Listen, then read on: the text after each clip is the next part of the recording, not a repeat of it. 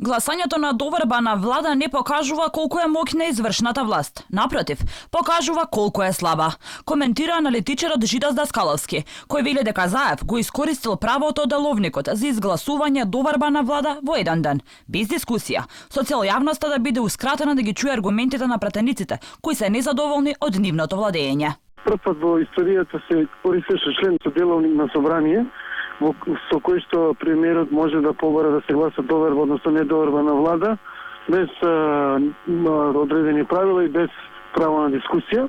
Сметам дека тоа го направи не заради тоа што има моќ и сила оваа влада, туку затоа што е доста немоќна и постојано тоне во секој поглед, здравствено, економски, меѓународна заедница, корупција и така натаму. Значи, едноставно со тоа што јавноста беше ускратена да ги чуе сите аргументи на опозицијата и на пратениците кои се критички кон власта, беше позитивно за Заев и владата на СДСМ, која што всушност не сака јавноста да ги дознае сите катастрофални политики што таа ги води. Даскаловски посочува дека фактот што се изгласа доверба на влада не гарантира стабилно мнозинство. Оти се погласни се помалите политички партии кои сакаат сами да действуваат во парламентот, надвор од коалицијата на СДСМ. Се повеќе слушаме дека коалициони партнери и партии и поединци изјавуваат дека тие не сакаат дека да дел од коалицијата на СДСМ, дека сакаат самостојно да делуваат.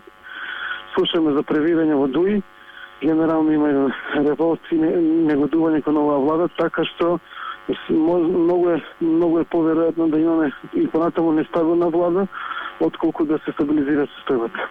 Опозицијата не е изненадена од чекорот на Заев вчера во собранието. Велат, гласањето доверба на еден шверцерски начин и без дебата само потврдува дека Заев не е сигурен во своето мнозинство. Што се однесува на тезата дека со ова си купил мирно владење, вистината е дека си купил уште броени денови за владата која стои на стаклени нозе и дише на апарати. Тоа што ја искористи состојбата на мојата изолација поради COVID-19, сакам да знаете дека не го спасува од паѓање од власт.